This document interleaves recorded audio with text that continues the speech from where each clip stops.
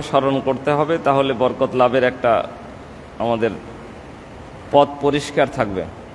সঙ্গে সঙ্গে শয়তান থেকে আমাদেরকে বেঁচে থাকতে হবে, শয়তানকে দূরে সরিয়ে রাখতে হবে। শয়তানকে পাশে রেখে কখনো আল্লাহ তাআলার বরকত পাওয়া যাবে না।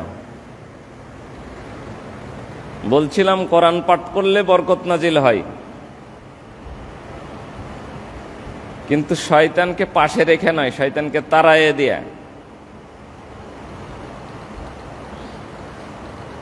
বাড়িতে বরকত নাজিল হবে, শয়তানকে বাড়িতে জায়গা দিয়ে নয়। তো ভুলে গেছি যে জায়গা যে কিভাবে শয়তান নিয়ে নেয়। বলছিলাম যে বিসমিল্লাহ বলে আর সালাম দিয়ে আর খাওয়ার সময় বিসমিল্লাহ বললে শয়তান আর বাড়িতে জায়গাও পায় না, খেতেও পায় না। এই বরকত লাভের বিষয়গুলো বলছিলাম। তো প্রত্যেকটা উপায়ের ক্ষেত্রে আপনি যখন বরকতের উদ্দেশ্য করবেন, তখন যেমন আল্লাহ তাআলাকে স্মরণ করতে হবে সুন্নতি পদ্ধতিতে, রাসূলের দেখানো পদ্ধতিতে, ওইভাবে শয়তান যেন দূরে সরে যায়। শয়তানকে দূরে সরিয়ে দিয়ে তারপরে কি বলে আমাদের বরকতের আশা করতে হবে, শয়তানকে পাশে রেখে দিয়ে নয়। তো এখন শয়তানকে দূরে সরাতে হলে সর্বদাই যেমন আল্লাহর বরকত লাভের জন্য আল্লাহকে স্মরণ করতে হবে, বিভিন্ন দোয়া দুরুদ পড়তে হবে, বিসমিল্লাহ পড়তে হবে, কোরআন তেলাওয়াত করতে হবে, এটা যেমন দরকার, তেমন সঙ্গে সঙ্গে শয়তানকে তাড়ায়া দেওয়ার মন্ত্রগুলো আপনাকে শিখতে হবে। শয়তানকে তাড়াইতে হবে, তো শয়তানকে রেখে দিয়ে নয়। এজন্য বিশ্বনবী মুহাম্মদ রাসূলুল্লাহ সাল্লাল্লাহু আলাইহি সাল্লাম সকল ক্ষেত্রে শয়তানকে আপনি তাড়াবেন কিভাবে, এর নিয়ম পদ্ধতি আল্লাহ রাসূল বলে দিয়ে গেছেন। তা আমরা ওই পদ্ধতিতে তাড়াই না, আমরা ভিন্ন পদ্ধতিতে তাড়াইতে চেষ্টা করি। শয়তানকে লাঠি পেটা করে তাড়ানো যায় না, শয়তানকে তাড়াইতে হয় আল্লাহ এবং রাসূল কর্তৃক প্রদত্ত পদ্ধতি অনুসরণ করে, আল্লাহ এবং রাসূল কর্তৃক ওই যে মন্ত্র শিখাই দিয়েছে আপনাকে, ওই মন্ত্র পড়ে, দোয়া দুরুদ পড়ে। তো কোরআন আমি আপনি পড়ি, কোরআনের মাধ্যমে বরকত আছে। তো কোরআন পড়তে গিয়ে শয়তানকে আগে তাড়াতে হবে।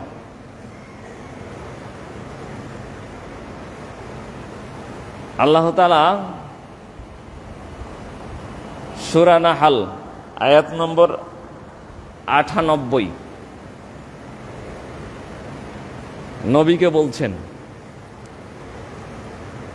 নবীকে বলছেন ফাইদা ক্বরাআতাল কুরআন ফাস্তাইয বিল্লাহি মিনাশ শাইতানির রাজীম। নবী, তুমি যখনই কোরআন পড়বে তখনই তুমি শয়তান থেকে আল্লাহর কাছে আশ্রয় চেয়ে নাও। কোরআন পড়লেই, কোরআন পড়া শুরু করলেই, কোরআনের একটা আয়াত দিয়ে শুরু করলে আপনাকে আউযু বিল্লাহ পড়তে হবে, শয়তান থেকে আশ্রয় চাইতেই হবে। কোরআন পড়লেই শয়তান থেকে আশ্রয় চাইতেই হবে, এটা কোরআনের নির্দেশ।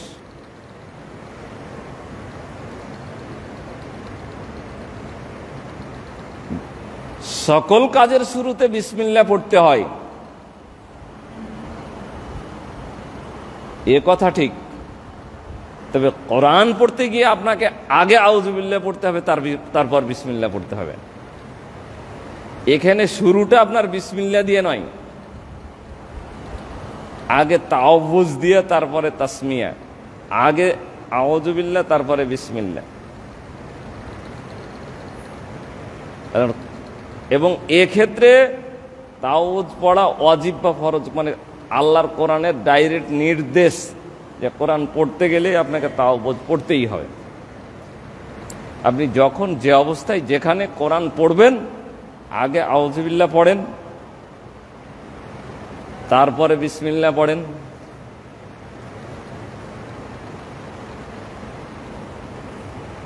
এই জন্য কোরআনের কোন সূরার শুরু থেকে আপনি পড়েন, মধ্যখান থেকে পড়েন, শেষের থেকে পড়েন, আপনাকে আউযু বিল্লাহি মিনাশ শাইতানির রাজিম অবশ্যই অবশ্যই অবশ্যই পড়তেই হবে। নাইলে শয়তান আপনার পাঞ্জরে থেকে গেছে, ওই কোরআন পড়াতে আপনার বরকত হবে না, নেকি আমল নামায় যত বরকত হবে না, ওটার ফজিলত আসবে না, ওটার প্রভাব হবে না জীবনে, আল্লাহর রহমত আসবে না, কারণ শয়তানকে তাড়াইতে পারিনি আমি। এক্ষেত্রে একটা কথা বলে যাই, যেহেতু কোরআন পড়েন সবাই, আমরা পড়ি, তাইলে মাসআলাটা মনে রাখা দরকার। সালাতের শুরুতে যখন আমরা সানা পড়ি, সানার পরে আমরা এখন সূরা ফাতিহা শুরু করব, অবশ্যই তাওয়াজ্জুদ পড়তে হবে, মানে আউযুবিল্লাহ পড়তেই হবে নামাজে। সেক্ষেত্রে আমরা বর্ণিত দোয়া যেটা আছে সেটা পড়ি, আউযুবিল্লাহিস সামিউল আলিম মিনাশ শাইতানির রাজিম মিন হামজিহি ওয়া নাফখিহি ওয়া নাফসিহি।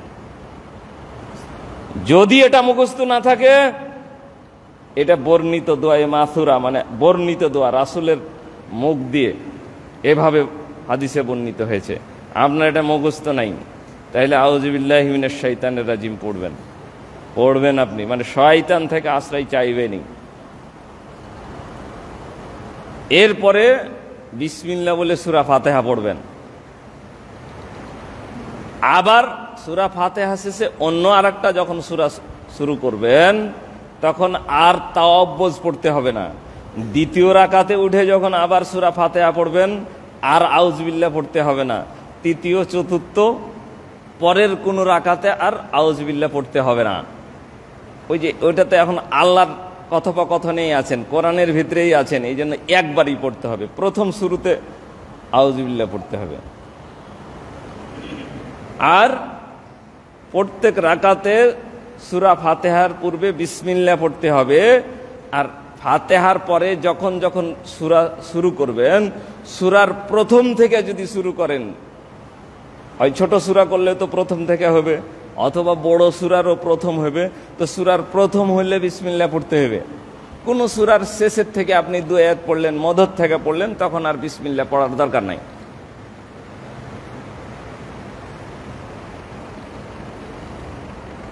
এটা গেল সালাতের সময়, মনে রাখবেন, যেহেতু আমাদেরকে সালাত পড়তে হয়, পড়ি, পদ্ধতিটা রাখবেন।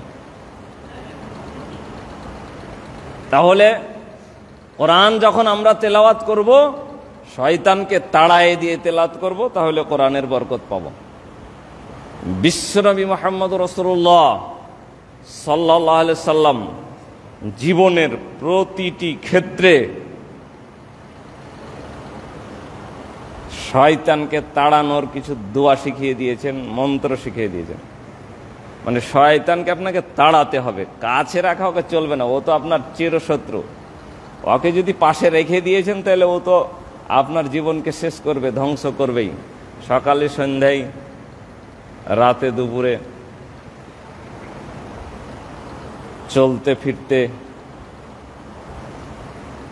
আল্লাহর নাম স্মরণ করতে হবে, শয়তানকেও তাড়াতে হবে। পেশাবে পায়খানায় ভয় ভীতি,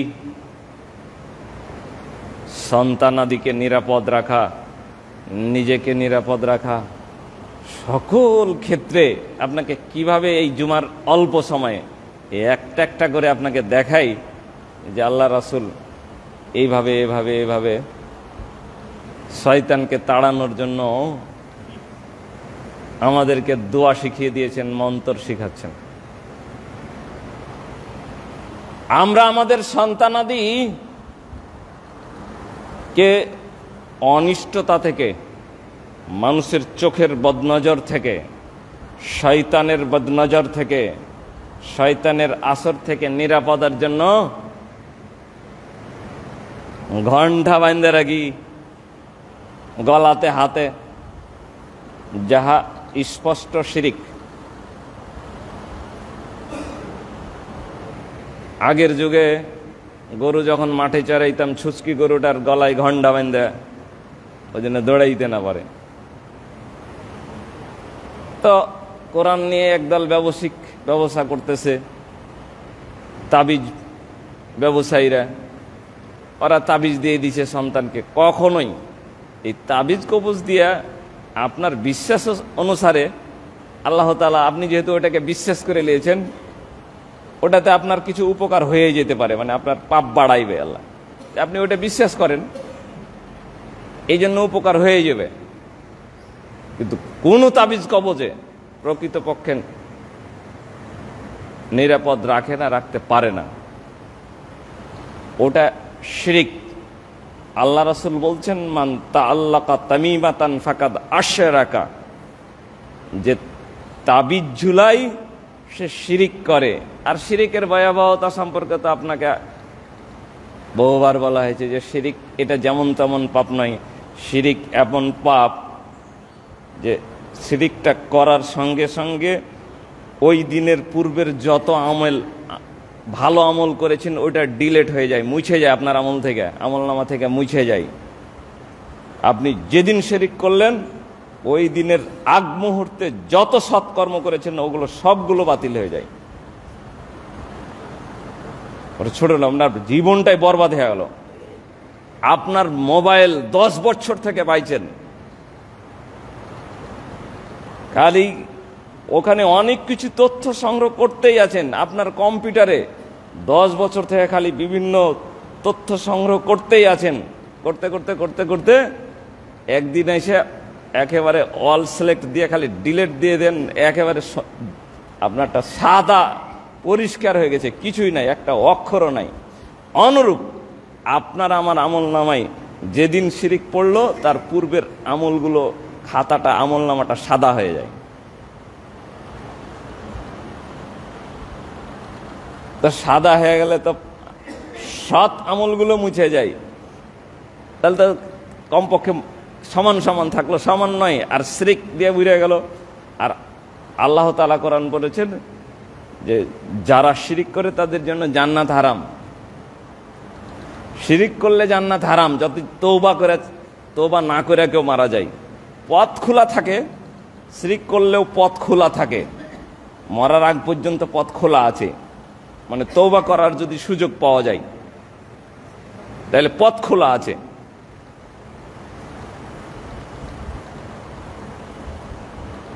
কিন্তু তওবা করতে হবে, তওবা ছাড়া যদি মারা যায় তাহলে জান্নাত হারাম। এটা কোরআনের কথা। ও জান্নাতই যেতে পারবে না, ওর গন্ধই পাবে না জান্নাতে।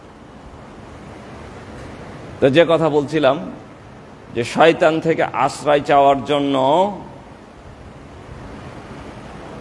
বিশ্বনবী মুহাম্মদুর রাসূলুল্লাহ সাল্লাল্লাহু আলাইহি সাল্লাম সূরা ফালাক, সূরা নাস এগুলো পড়ে নিয়মিত সকাল সন্ধ্যায় নিজের শরীরে, সন্তানাদির শরীরে ফু দেওয়ার কথা বলেছেন। দিতে থাকেন, আপনি দিতে থাকেন, হবে, কাজ হবে। শুধু তাই নাই, আল্লাহ রাসূল নিজে হাসান এবং হুসাইন রাদিয়াল্লাহু তাআলা আনহুমা নাতিকে কোলে নিয়ে দোয়া করতেন। নাতি দুই নাতিকে কোলে নিয়ে দোয়া করতেন।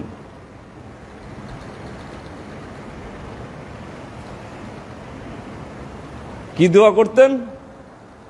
আমরা বলি না যে বদনজর লেগে গেছে, আসলে বদনজর লাগে, মানুষের কুদৃষ্টি লেগে যায়,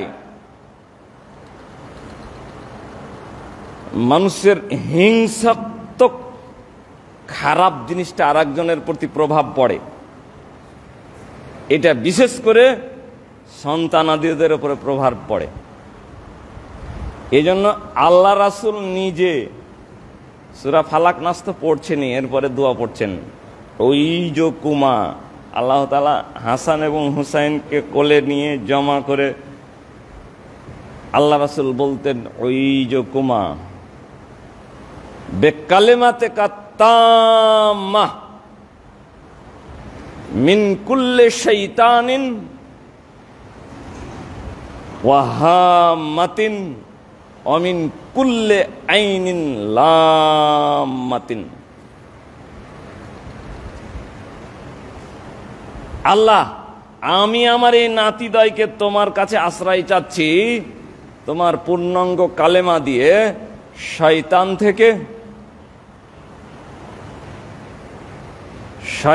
থেকে এবং যারা কুমন্ত্রণা পড়ে তাদের কুমন্ত্রণা থেকে, অমিন কুল্লে আইনিন লাম্মাতিন, আর অভিশাপ দানকারী চোখ থেকে। কারণ মানুষের চোখে অভিশাপ দেয়, আর একজনের ভালো দেখে না, ভালো দেখলে আর খালি মনটা কুটকুট করে। তা আল্লাহ তাআলা মন্ত্র পড়ে, আল্লাহ রাসূল মন্ত্র পড়ে দিয়েছেন যে তুমি আল্লাহ মিন কুল্লে আইনিন লাম্মাতিন, প্রত্যেক অভিশাপ দানকারী চোখের অনিষ্টতা থেকে আমি তোমার কাছে আমার এই নাতিদয়কে আশ্রয় চাচ্ছি। কারো চোখের বদনজর যেন আমার এই নাতিদয়ের উপরে না লাগে। আমার আপনার সন্তান জন্মিলে মুখ দিয়ে বছরে 10 বছরে একবার কারো বাড়াই কিনা? নবী নিজে পড়ছেন, নবীর পরিবারে বরকত আছে, তারপরও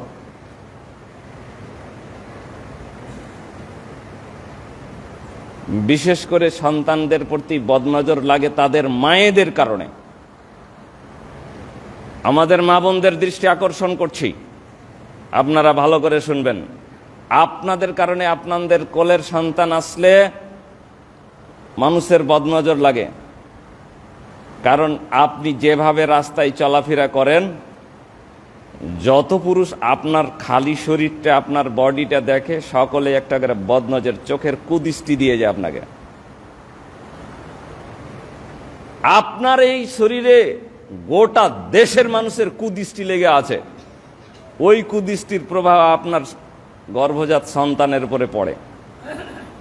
কারণে সন্তানের আর সন্তান জন্মানোর পরে খালি কান্দার কান্দা কান্দার কান্দা কান্দার কান্দা, আর ওইটা আর ভালো হয় না। সবার দুনিয়ার কুদৃষ্টি লেগে আছে আপনার শরীরে।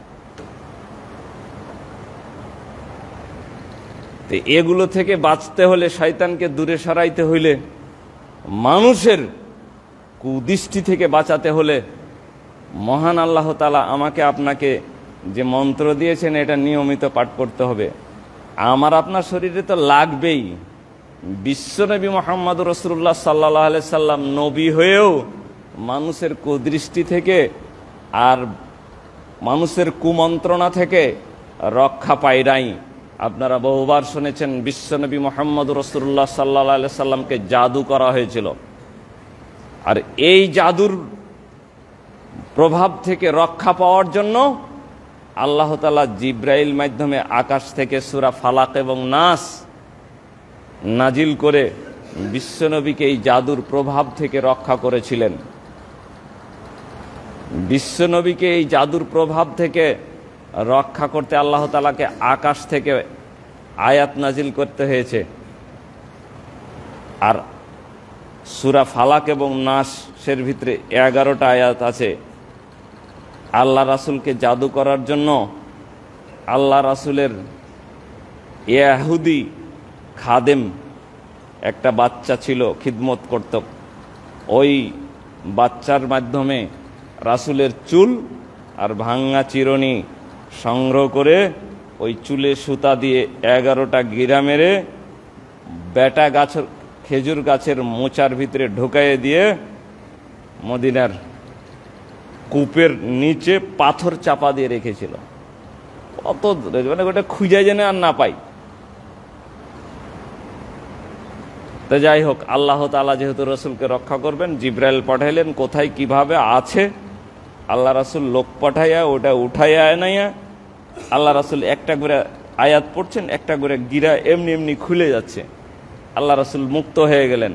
আল্লাহ রাসূল পরে বলে গেলেন যে তোমরা তোমাদের নিজেদের সকাল এবং সন্ধ্যায় তোমাদের সন্তানদেরকে নিরাপদ রাখার জন্য এই দোয়াগুলো এই সূরা এবং ফালাক এবং নাস পড়ে পড়ে ফু দিবে।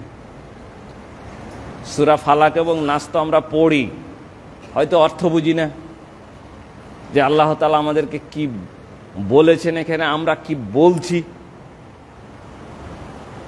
তা আল্লাহ যা আমাদেরকে বলেছেন, বলতে বলেছেন, আমরা যা বলি সালাতে, আমরা যা মুখস্থ বলি, আমরা যা করছি, তার অর্থ হইল আল্লাহ তাআলা বলছেন যে বিসমিল্লাহির রহমানির রহিম, কুল আউযু বিরব্বিল ফালাক। কুল, নবী আপনি বলুন। আমরা প্রত্যেকেই, আমাদেরকে যেন আল্লাহ বলছেন যে তুমি বলো, তুমি বলো। আউযু, আমি আশ্রয় চাই। কুল আউযু বিরব্বিল ফালাক, সকালকে যিনি আলো যিনি উদ্ভাসিত করেন, রাতের অন্ধকার ফেড়ে দিয়ে আলো বের করে আনেন, সেই প্রভুর কাছে আমি আশ্রয় চাচ্ছি।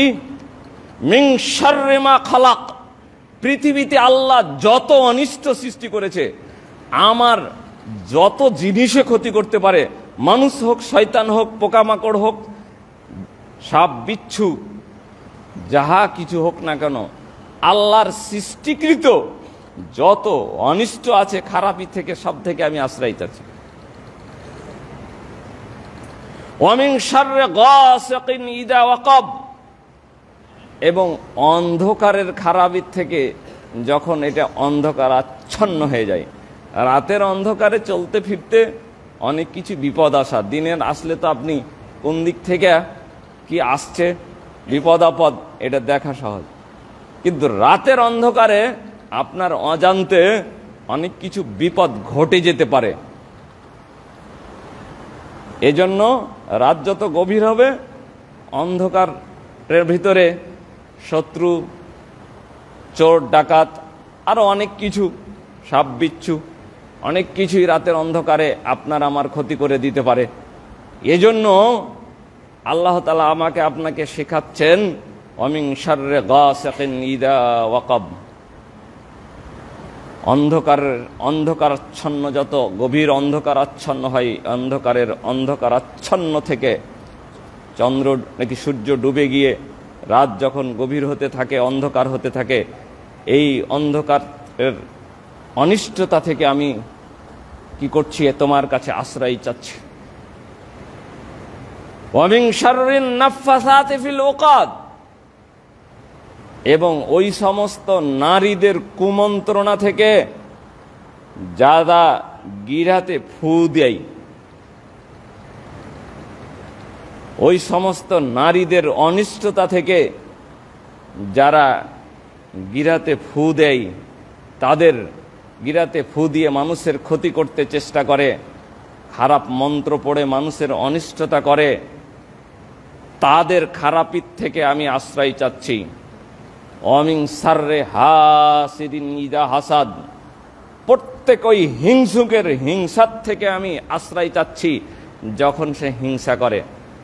খালি রাস্তা দিয়ে কত মানুষ হাঁটছে আর দেখছে, আর আপনার অনেক কিছুই উন্নয়ন, আপনার কি বলে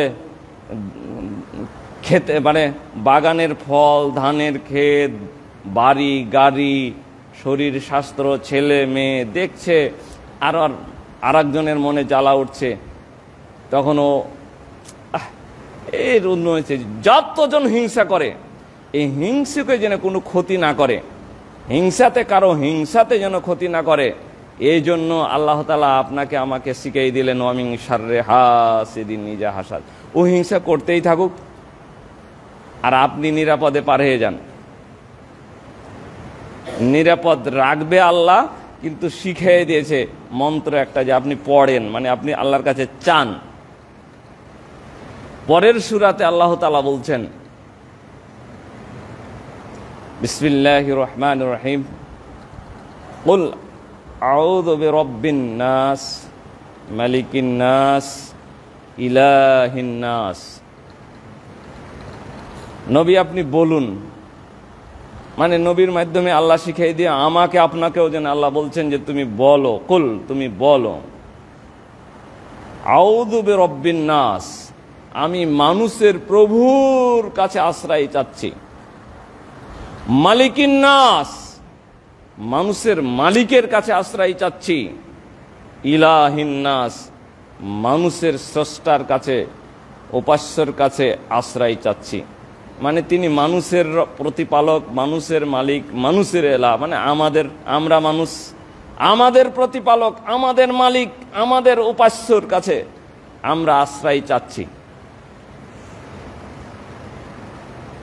মিন শাররিল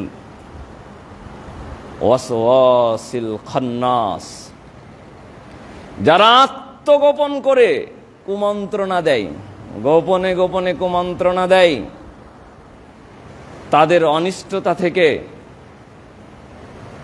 আমি আশ্রয় চাচ্ছি।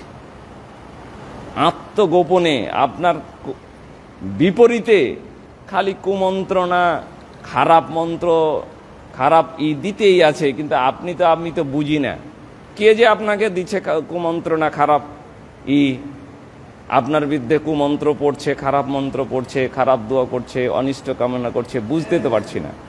তাই আল্লাহ বলছেন মিন শাররিল ওয়াসওয়াসিল খান্নাস, আত্মগোপনে যারা অনিষ্টতা, কুমন্ত্রণা দিচ্ছে, আপনাকে খারাপ পরামর্শ দিচ্ছে, আপনার মনে মনে ওয়াসওয়াসা দিচ্ছে, তাদের অনিষ্টতা থেকে আমি আশ্রয় চাচ্ছি। আল্লাযী ইউওয়াসওয়িসু ফি সুদুরিন নাস, যারা মানুষের মনের ভিতরে কুমন্ত্রণা দিয়ে থাকে, মানুষের মনের ভিতরে কুমন্ত্রণা দেয়, সব সময় আপনাকে খালি খারাপ বুদ্ধি দিতেই আছে, খারাপ বুদ্ধি, খারাপ পরামর্শ দিতেই আছে, খারাপে চলার জন্য উৎসাহিত করছে, খারাপ দিকে, খারাপ কাজ করার জন্য আপনার মনটাকে টেনে নিয়ে যাচ্ছে। এটা খারাপের দিকে টেনে নিয়ে যায় কে? মিনাল জিন্নাতে ওয়ান নাস, জিন এবং মানুষ। মানুষ যদি আমাকে খারাপের দিকে টানে তো এটা দেখা যায়, কিন্তু হয়তো আমি ওটা বুঝে উঠতে পারি না, আমার বুঝে আসে না। আপনার পাশে থেকে আপনার বন্ধু বান্ধব, আপনি যার সঙ্গে সবসময় চলেন, আপনাকে বিভিন্ন খারাপ কাজে, খারাপ কথা, আর একজনের বিরুদ্ধে বিভিন্ন কথা বলছেন, কিন্তু আমি সচেতনতা অবলম্বন করতে পারছি না, বুঝে উঠতে পারছি না যেটা আমাকে আরো সে উৎসাহিত, উত্তেজিত করছে, এটা বুঝে উঠছি না। আর শয়তান জিন, ওকে তো দেখছি না আমি, ওটা তো আমার অজান্তেই আমাকে খারাপের দিকে টানছে। সম্মানিত উপস্থিতি, যে কথা বলছিলাম যে সর্বদাই আপনাকে শয়তানকে তাড়াতে হবে, না হলে আল্লাহ তাআলার বরকত পাওয়া যাবে না। শয়তান আপনার সর্বদাই আপনার পাশে, সঙ্গে আছে আছে আছেই। শয়তানকে আল্লাহ তাআলা ক্ষমতা দিয়ে দিয়েছে, ও আল্লাহর কাছে চেয়ে নিয়েছে যে আল্লাহ, মানুষের রগে রগে রক্ত যেভাবে মানুষের প্রতিটি রগে রগে চলাচল করে, শয়তান কইছে তুমি মানুষের রগে চলাচল করার ক্ষমতা দেও আমাকে, সারা জীবন তোমার ইবাদত করেছি, তুমি আমার ইবাদতটাকে বাতিল করে আমাকে বঞ্চিত করলে, তো আমি তোমার কাছে ইবাদতের পুরস্কার চাই না, দুটা জিনিস চাই। এক, ইসরাফিল ফুৎকার, সিংগাই ফুৎকার, প্রথম ফুৎকার দেওয়ার পর্যন্ত জীবন চাই, অতদিন বয়স দাও, আর মানুষের রগে রগে ঘোরার মতন ক্ষমতা দাও। তো আল্লাহ কইছে যাক, তোকে দিয়ে দিলাম, আর আমি তোমার থেকে আমার বান্দাদেরকে বাঁচাবো যারা আমার কাছে আশ্রয় চাইবে। গত শুক্রবারে আপনাকে বলছিলাম যে আল্লাহর রাসূল প্রতিটি ক্ষেত্রে দুয়া শিখিয়ে দিয়েছেন। পেশাব পায়খানা যাইবেন, পেশাব পায়খানা যাইবেন, সবচাইতে জিন শয়তানেরা মানুষের ক্ষতি করে পেশাব পায়খানার জায়গা থেকে। মানুষের সবচাইতে ক্ষতি করে জিন শয়তানে, ইবলিসে পেশাব পায়খানার জায়গা থেকে। মাঠে যান আর আপনার পেশাব পায়খানার ঘরেই পেশাব পায়খানা করেন, এই পেশাব পায়খানার জায়গাতে সর্বদাই জিনেরা আশ্রয় নিয়ে থাকে। এদেরকে তাড়ানোর জন্য গত শুক্রবারও বলেছিলাম যে তাড়াতে হলে আপনাকে প্রথম বাম পা দিয়েই বিসমিল্লাহ পড়তে হবে। মানে বিসমিল্লাহ বললে কি পড়ে যায়? শয়তানের চোখের আগা দিকে পর্দা পড়ে যায়, ও আর দেখতে পায় না আপনাকে। আপনি যে টয়লেটে ঢুকেছেন, এটা দুনিয়ার পৃথিবীর আবিষ্কৃত কোনো আধুনিক নাকি পদার্থ দিয়ে পর্দা দেওয়া যায় না শয়তানের চোখে। শয়তানের পর্দার চোখের পর্দা হলো আপনার বিসমিল্লাহ। এরপরে তারপরেও ও তো দেখতে এখন পাই না, কিন্তু ওখানে ও আছে, ও আপনাকে ক্ষতি করবে। এজন্য আপনি পড়েন এখন আউযুবিল্লাহ, আল্লাহুম্মা ইন্নী আউযু বিকা মিনাল খুবুসি ওয়াল খাবায়েস। অনিষ্টিকারী পুরুষ এবং নারী, জিন শয়তানের থেকে আমি আশ্রয় চাচ্ছি। ওই দোয়াটা পড়েলেন, কিন্তু মনে তো থাকে না। একদিক দিয়ে হলারে ঢোকায় আর একদিক দিয়ে বাইর করি, মনে থাকে না। ঢোকানোর সময় মনে নাই, বাড়ানোর সময় মনে নাই।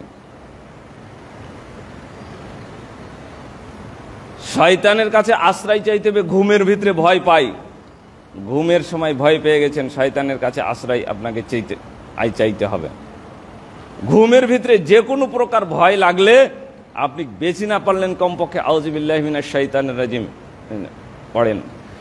আউজ শব্দ দিয়ে আল্লাহর কাছে আশ্রয় চাওয়া শব্দ দিয়ে যে কত দোয়া এসেছে, সর্বশেষ একটা দোয়া আমি বলে শেষ করছি খুতবা। তাহলে এই যে আমরা যে সালাত আদায় করি, আল্লাহর কাছে আশ্রয় চাইতে হয় 4-5টি বস্তু থেকে।